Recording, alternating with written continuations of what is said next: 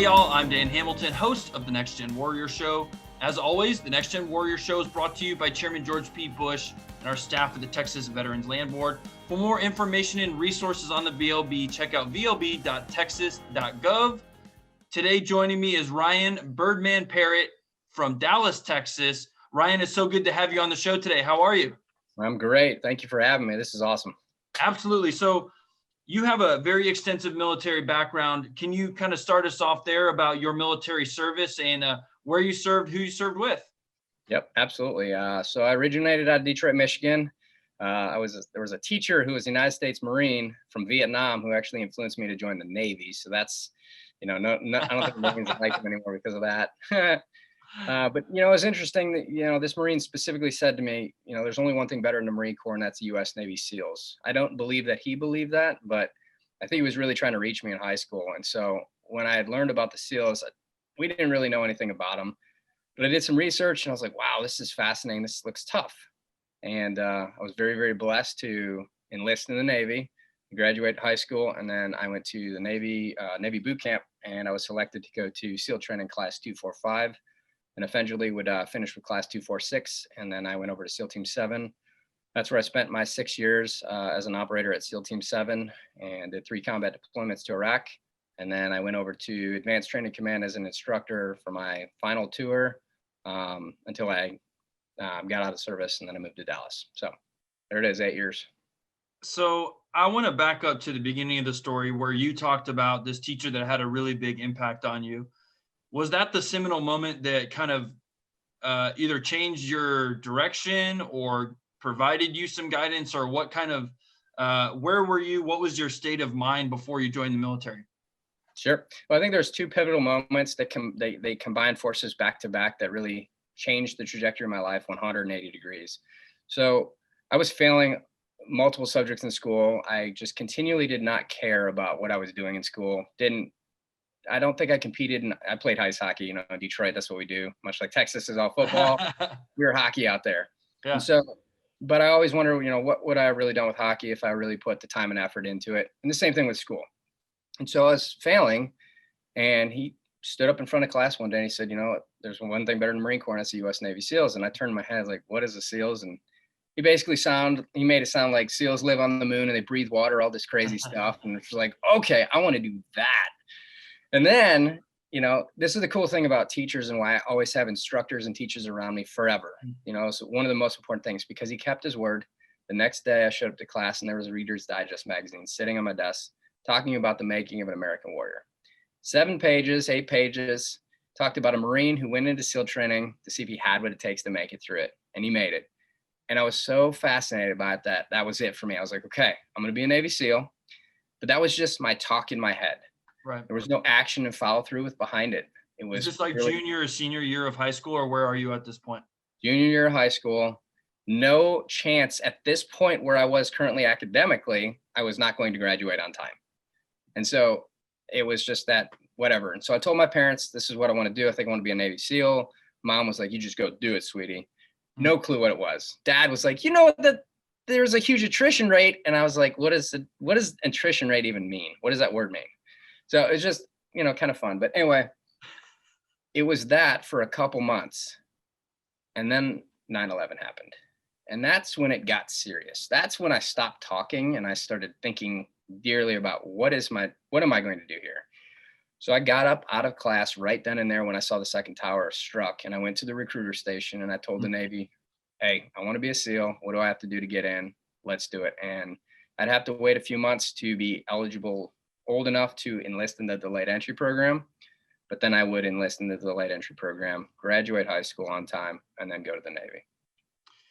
So you do your 8 years there and you have extensive combat deployments. I mean, you're on the front lines.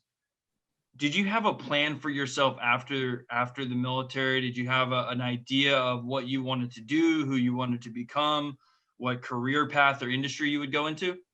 Zero. And I don't know how it is for all military branches or different groups, but for me, it was kind of one of those deals where it was just assumed in my mind that I was going to do it forever. Right. That was it. It was the greatest job I've ever had in my life. It's not even a job. It's really a calling and just a super cool mission. and you're with some of the greatest people. So I never really thought about what's next. It was literally, this is good where I'm at. This is where it needs to be. After multiple deployments, and I say multiple, 3 was pretty strong for me, but there's guys in their, 15, 16 deployment now. So I really don't say that anymore. It's wild, right? It's like, I was talking with someone the other day and they were talking about, I guess if we've been at war essentially since 2001 coming up on 2021. And like you said, if you joined when you did, you could be doing, just deployment after deployment, like you said, 10, 12 deployments. But anyways, back to what you were saying. Yeah, at that point, you just purely retire it and you just stop doing everything. Yeah. So for me, it was never a thought. And then I think on my last deployment, I was good. I was comfortable. I was content with where I was. And around that time, I was offered a job and I wasn't even considering it. But a friend of mine in Dallas, Texas offered me a job. And when I came back from that deployment, I said, that's interesting. This is something I might want to pursue. And so I was very, very blessed to have been in the SEAL teams, but I said, you know what, I'm going to take this opportunity because I'm a high school graduate. I'm getting offered a pretty good job. I might as well jump on this right now. And so that's essentially what I did. Funny story about that leads me into a big point is make sure to understand what you're really getting into before you do it, because I didn't sign any contracts. I didn't know enough about business or any of that stuff. And not that I got, screwed over or anything, but purely what happened was the company was down 40% when I got out. So I couldn't even get a job there. So I found myself leaving a community that was amazing, and I had no job when I got out of the service. And that's a big problem. So your life really changed though as well, because you go from having something that you really believe in, and then you experience a lot of instability, but then you end up meeting an Army Ranger who is severely disfigured from burns. And this really kind of starts a new chapter of your life where you've been able to found Sons of the Flag, and you've been able to lead and serve military veterans, first responders, paramedics who have been either disfigured or severely burned. Can you talk about first that experience and what that day was like, and then how you went from, okay, I'm having this experience, now I'm going to even write, not even like a business plan, right? But like, what are your next steps after that? What were you thinking? Sure. So, I think that we all yearn for meaning and purpose in life, right? And so the military gives us a huge amount of that. And then once you get out, that's where you have that. We see a lot of vets getting out and they just can't quite figure out why civilian life is not feeling or getting to a place like the military was. And I hate to say it, but it never will be the same. It's different. It's just completely different unless your corporation wants to actually start cooking meals and have you sleep at the corporation and you guys do stupid stuff. It's just, I guess they could start doing that, right? They could actually start having you, clean the squad bay and keep you in work and, that whole thing. But I think we just started the company. So let's do it. I think so too. This is a totally new business model. Yeah. So after, so when getting out, I didn't just let myself float. I ended up getting into a job and I started working for a group called Trident Response Group in Dallas, Texas. And we did security work, things like that. And it's fascinating because it was a great transition for me getting out of the service, still working with the Bubbas that I used to work with and trying to figure out what it was like being a civilian again. The big thing that veterans need to understand is you were a civilian first. You can go back to it and be just fine. You just have to open your mind to it. So I was a civilian first and I came back to it.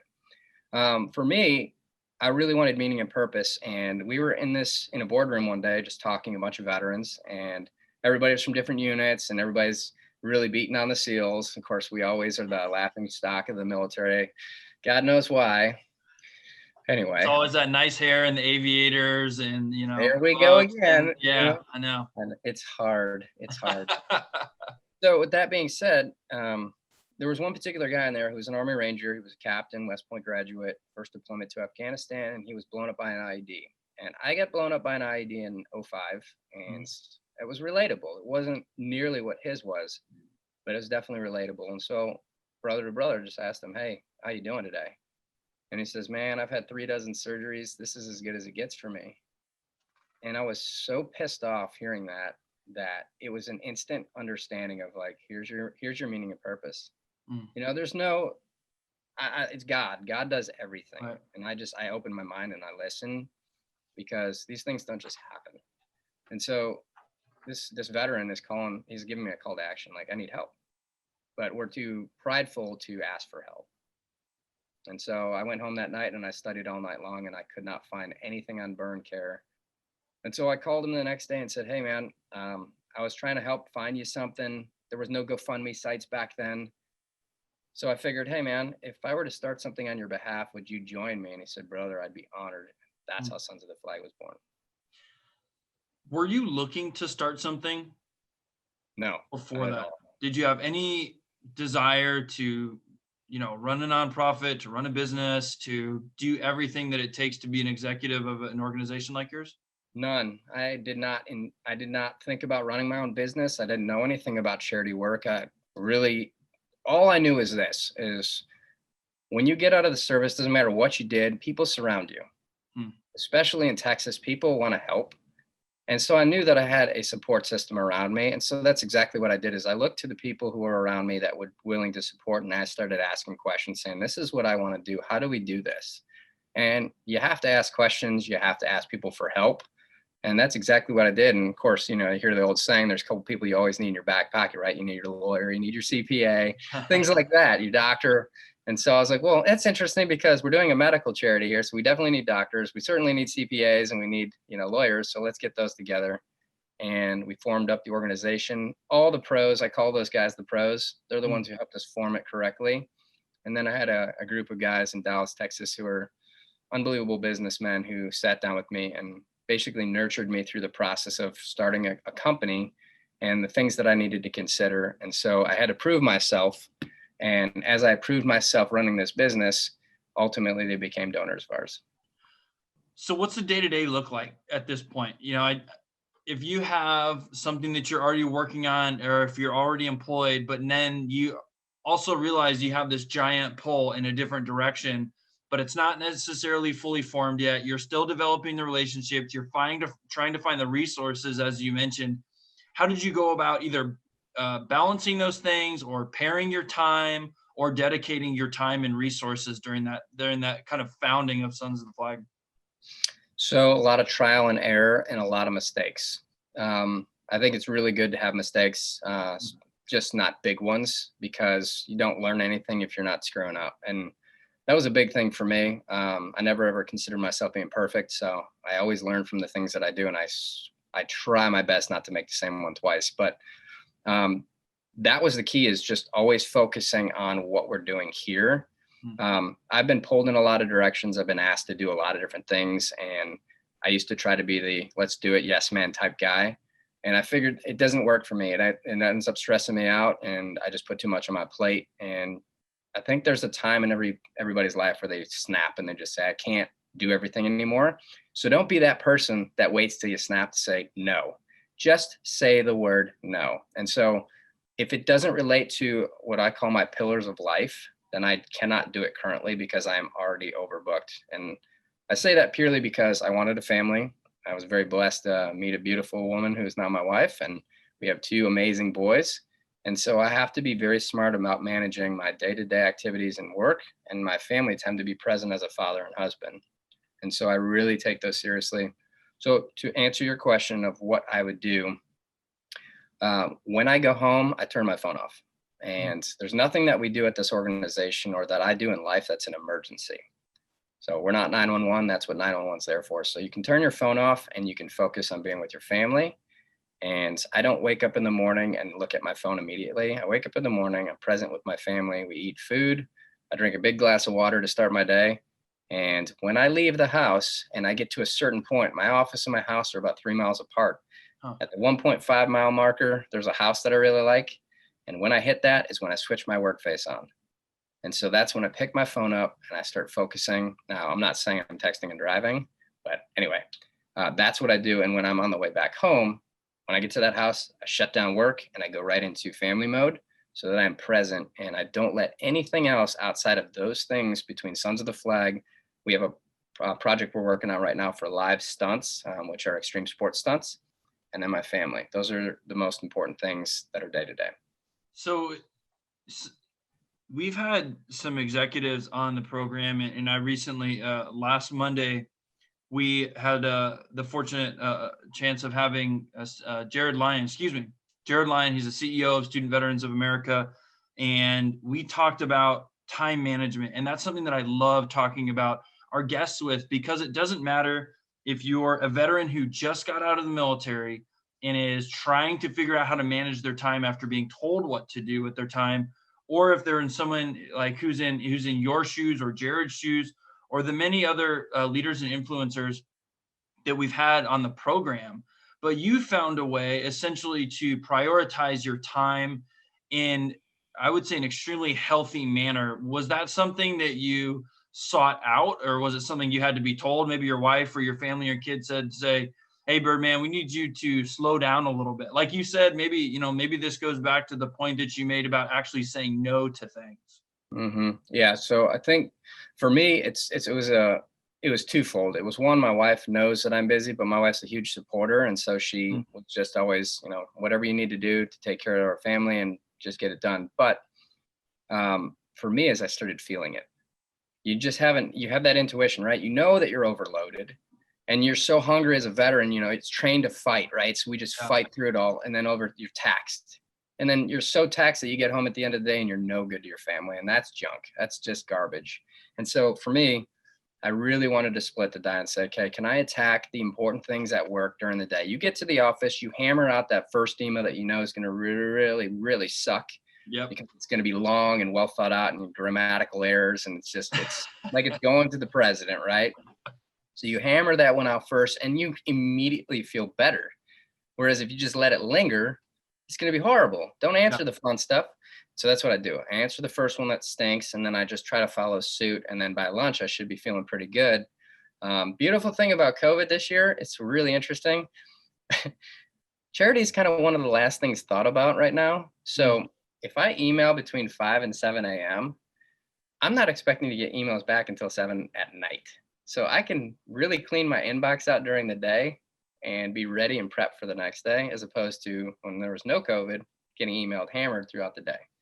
So it really is a mental thing of me. I try to focus on what's important during the day and really, really hammer down on those things. And then when I come home, you have to shut it down. You have to set those parameters for other people.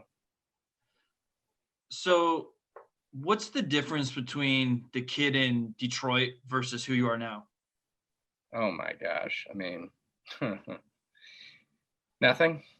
No, I'm just kidding. Nothing and everything? Yeah, everything.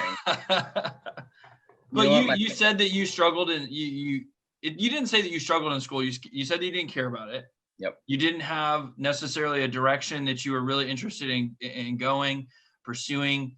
And, I love the stories of arc. I love the stories of trajectory and people finding something that they grab onto, and what that means for them, how they came to find that, or even what their message would be. I've had the opportunity to talk to a young man about his desire to join the military.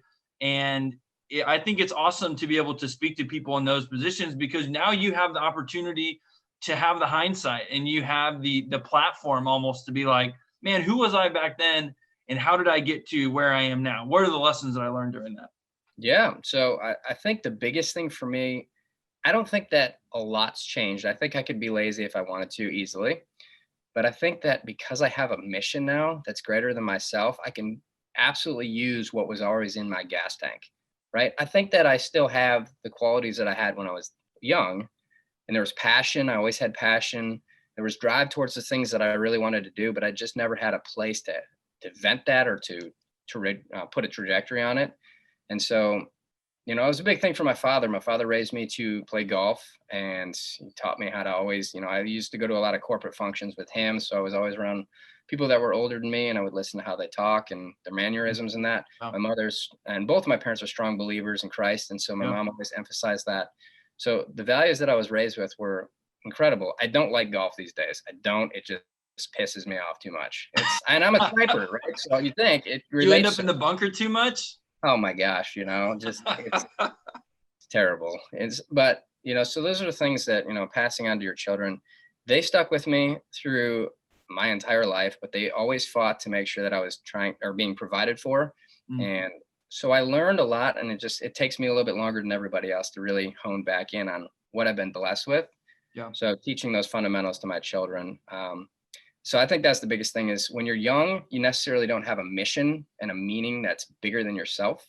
And Right. so you don't really know where to point all that energy until you find your true north. Man, that's an incredible way to kind of frame it there.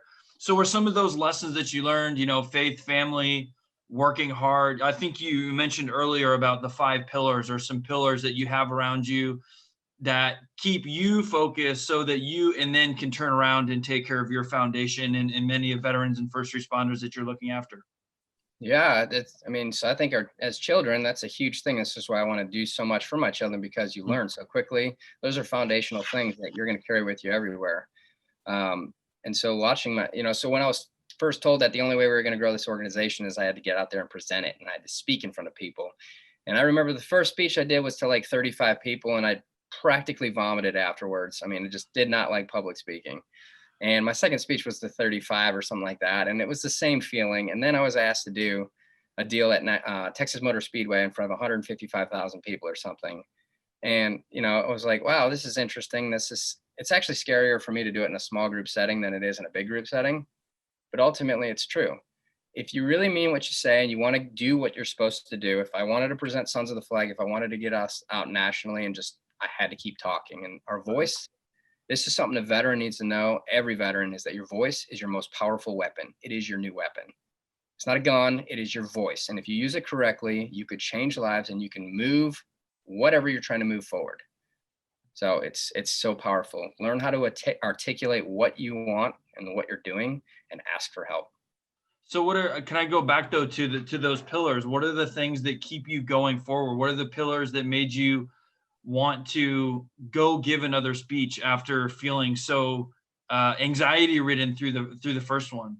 Because there's so many people, not just in Texas, but in Michigan and just around the country that believed in me enough to want to help us put Sons of the Flag together. That as much as I owe it to our patients, I owe it to all our supporters and our friends that have helped uplift this charity and build it. And so that's one where you're just like, you can't fail. You have to do that. A big thing for me, I call it my spark, is I always knew that when it got hard, I had to pull into something that made me feel like I was never going to fail them. And that's my folks.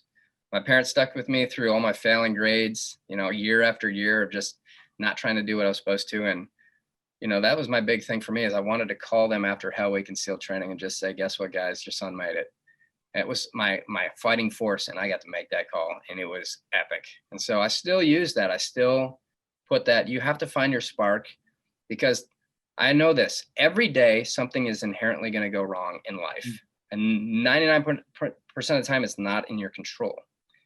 So if you know that's going to happen already, you've mentally thought through that there's something that's going to go wrong. Well, good. Now I don't have to stress about it. I'll just go attack the problem and fix it. Was there a moment in time when you realized that things were going to work out with the organization, that you had the donors, you had the structure, you had the people around you, you had the mission, and you were like, oh, this is it. Like, this is actually going to work. We're going to pull through here.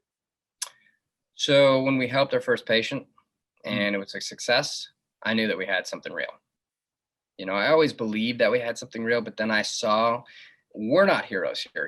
This is something, we as an organization get a lot of credit, and ultimately our responsibility is to put the patient with the doctor.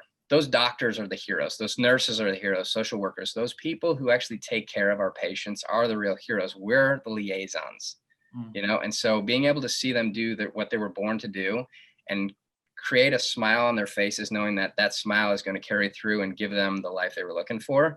That first time we saw it was everything. And every single time that happens, it's absolutely epic. But in no way, shape, or form does that mean that we are stable, right? At any point in time, COVID this year is a disaster for charities. We're very blessed that we're going to weather this storm. But if this thing goes on another year and a half, we're in trouble, just like most all other charities. We're not endowed. We'd love to be endowed. If you know anybody, send them our way. We'd gladly talk to them. But it's, you constantly have to fight with charities and you have to ask people for money. And, you got to separate yourself from saying this money's not for me, it's for our patients.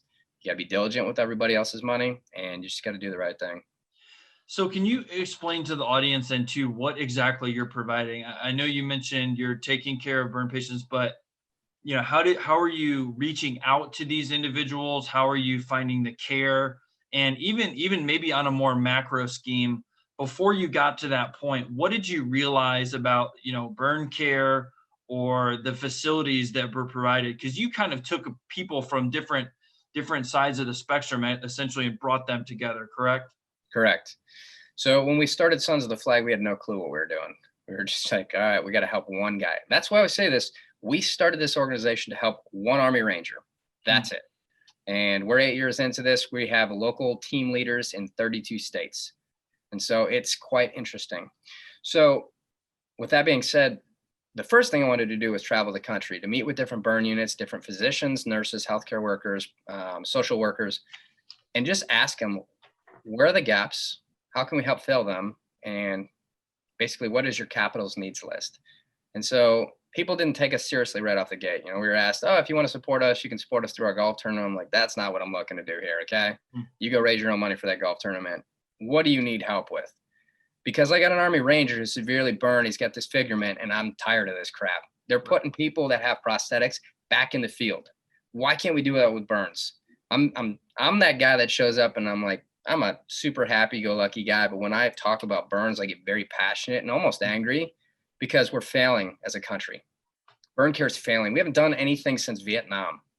And it shouldn't take massive global events like war and bombings and things that are horrific for us to get up off our asses and change the trajectory. And so I said, this is what we're going to do.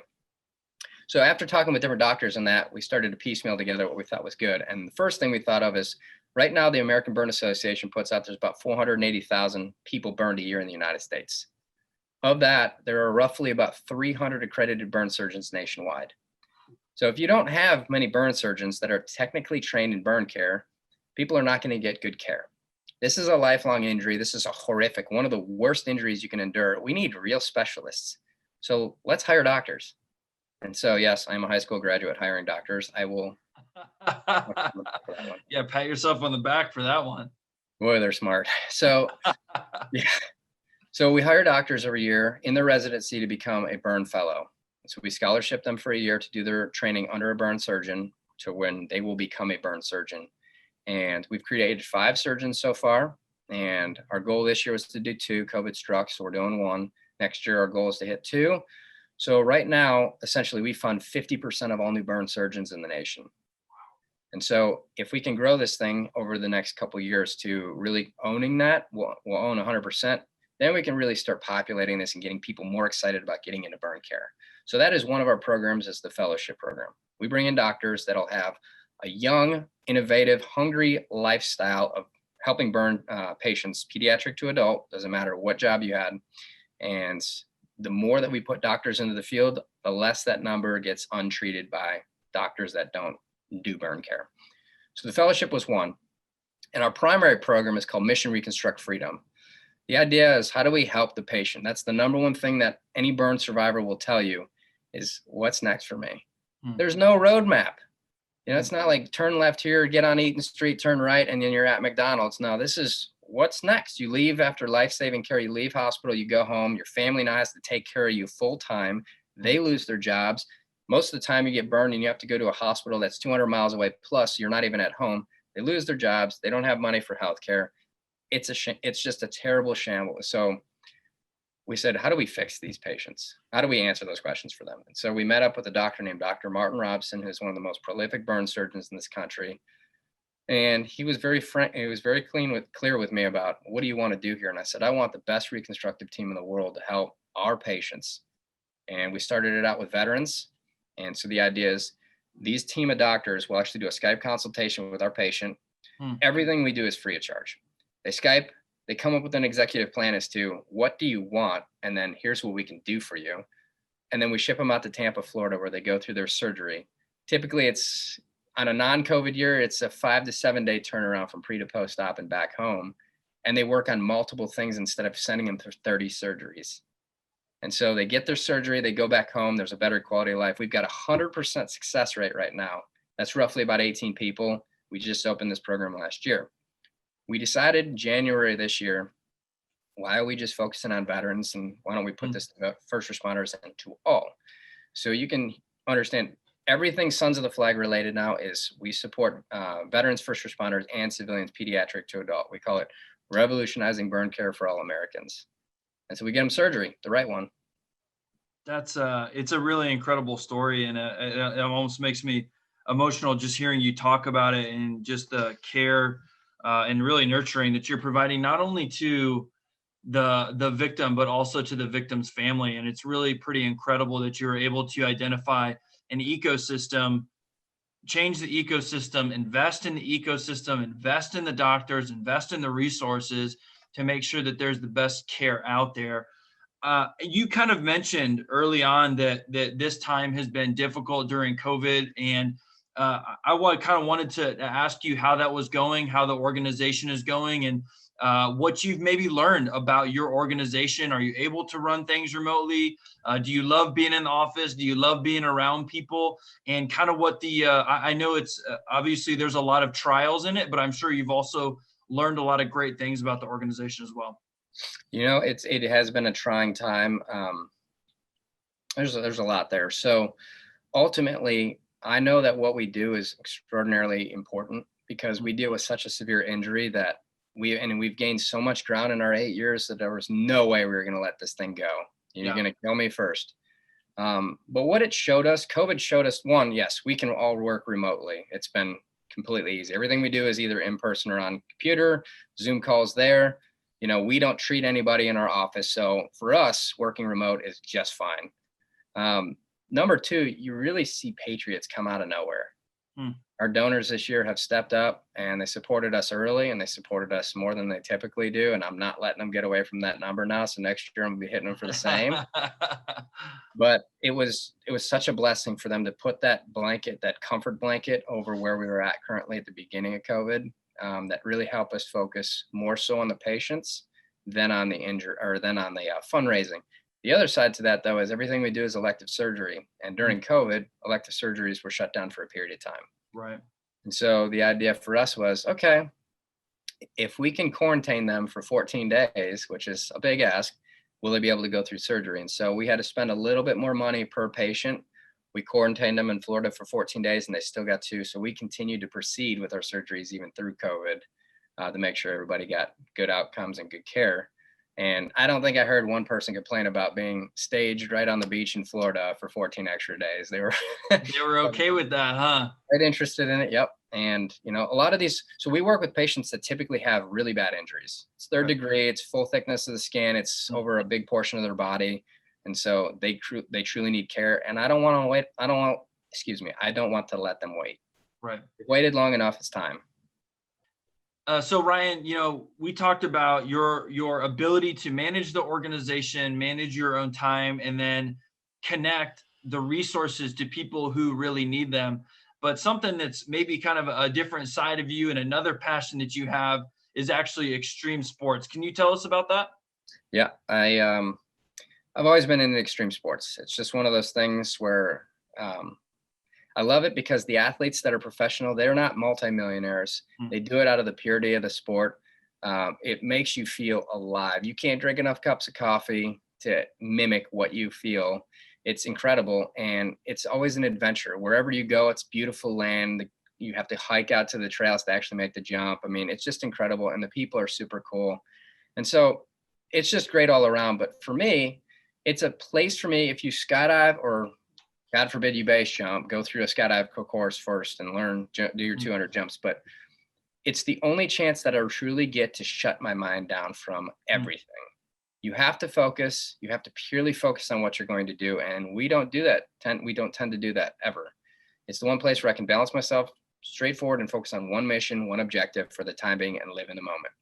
So that's a purity of it. The other side to it is, if it's one of my passions, is there any way that I can combine it with what I do currently to raise funding and awareness for causes as a side part of it? And if so, that just makes it all the more useful. And that's exactly what we've done.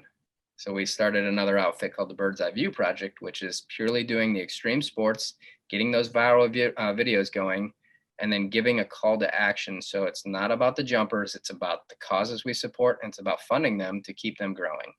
And so now I've taken a passion and built it into a way to generate revenue and awareness for causes. That's really incredible. And the last, there's a couple more things here before I let you go. I appreciate you coming on the program and really talking about this incredible mission that you have.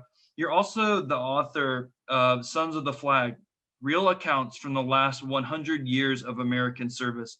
Can you tell us about the book a little? Yeah, well, so every Navy SEAL has to have their book, right? So I figured Yeah. why not follow suit? It was one of those deals where it was kind of just an epiphany for me. I never intended to write a book, as if I were to write a story about my life, it's not even close to being half over. Hopefully, I mean, God, I could die tomorrow, Yes. but as of right now, nothing in my life is so significant that it's worthy of putting it down on paper. It's purely an adventure. Mm. But when we did a skydive where we were jumping all these different veterans. And at the end of the skydive, and I'm talking every different war. And so I was like, wow, I don't even know these guys' stories. So I want to get to know them a little bit more. So as I started to dive into it, I said, why did you serve? Not what did you do, but why? Right. And I think that's one thing that we miss in all these books that are out there today. It's the one crucial thing is, why do we do what we do? And so I went and answered that question. And then my buddy was like, well, you need to write a book on that why. So when I answered the question, I felt like a complete hypocrite. Okay, now I'm answering for my why, but that might not be your why. That might not be all these other people's whys. So I recruited a veteran from every war from World War II to present day, and in chronological order, let them share their specific stories of why they served. And so it goes back 100 years, and it talks about why they served for the last 100 years. And the cool thing about that book is that the whys are pretty much the same. So the American spirit has not changed, which is super cool. So that's Sons of the Flag, and all the proceeds go to Sons of the Flag, our organization. That's really incredible. Before I let you go today, is there one thing maybe that we didn't get to hit on, or can you tell us, at least before you go, where we can go to find out more about Sons of the Flag? Certainly. It's quite simple. It's sonsoftheflag.org. You can learn everything. We're actually getting ready to launch our new website. So everybody says that we are legitimately, this is our third website, but it's going to be really, really cool. It's built specifically for the user experience and for the doctors and the patients. So it's finally got meaning and purpose behind it. I think a big thing for me, generally speaking, would be go ahead and look at yourself in the mirror tonight and ask yourself if you're doing something for the greater good. For the community. If you're not involved in some type of cause, I'm not saying cause specific to charity, but any kind of cause that's helping the country, your community, the environment, whatever it may be, then you might be wrong. I think that it takes each one of us to make a difference. And if we collectively do this, we will change our country, and it'll be for the betterment. So I think really assess where you're at, make sure that you're giving back in some way, shape, or form. And if you need a place to start, you can check out sonsoftheflag.org. Man, that's a great place to leave it right there. Ryan, appreciate you being on the show with us today, and keep up all of your good work. We wish you guys the best. Grateful for your time. Thank you. Absolutely. On behalf of Chairman George P. Bush and our staff at the Texas Veterans Land Board, thank you for joining Next Gen Warrior. We will see you again next Monday. Follow us on Instagram at Voices of Vets, on Twitter at Voice of Veterans, and on Facebook at facebook.com/Voices of Veterans. To hear more, please visit voicesofveterans.org. Join us in sharing the success stories of Texas veterans. Thank you for joining us for the Next Gen Warrior podcast.